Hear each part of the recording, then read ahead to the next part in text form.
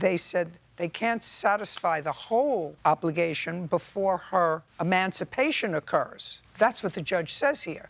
So the judge took that into consideration, that there would come a time, because I think there was an overpayment of that by some $17,000. Correct. So the judge took into consideration in reducing it to $180 the fact that while the support order was in existence, that $17,000 would never be satisfied. It was right? satisfied by the $180 credit. No. So I proposed to her that for the amount of months that my daughter would turn 18, we'd take those number of months and divide into 17,000.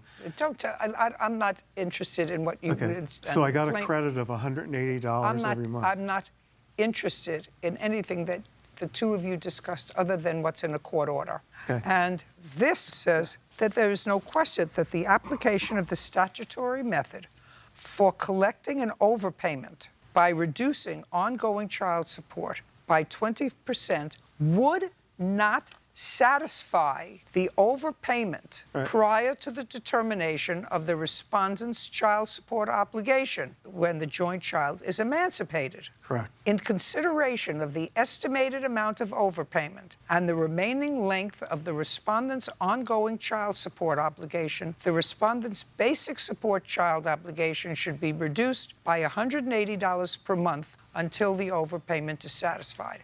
Correct. Now, if you have an order subsequent to that you want me to read, yes, Your Honor. I'll be more than happy to read it, because I have no idea what's in the judge's head. Judge may have said, listen, he should be paying a lot more than what he's paying now in child support, but he's overpaid $17,000 a month. So I'm going to give him this break to make up for it. Right. I don't know. So now I'll look at a subsequent case. So in 2018, my child support went to $0.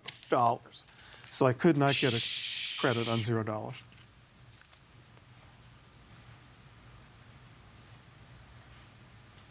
So let me understand what I'm reading here in between, other than your highlighted portion, sir. You said at the time of this order, there was still an extant overpayment for the child care. And the judge said, go find another remedy. You don't have a remedy here. Correct, Your Honor. But she agreed she owed Just me $10,260. Just a second.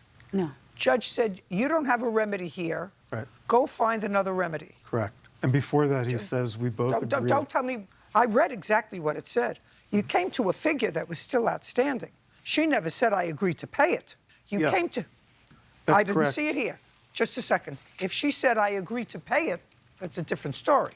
You both agreed on the amount that was taken out and the amount that was still left pursuant to the prior order. So the court said to you, come to some other place that might entertain your application. Yes, like conciliation court, Your Honor. So I could get a judgment and then attach her wages and her house for the money. So that's why we're here, so she doesn't get an attachment on her house. Well, I can't give you $10,000, so what you're really saying is, well, I'm willing to take $5,000, Yes. right? Correct. And I have a few questions for you.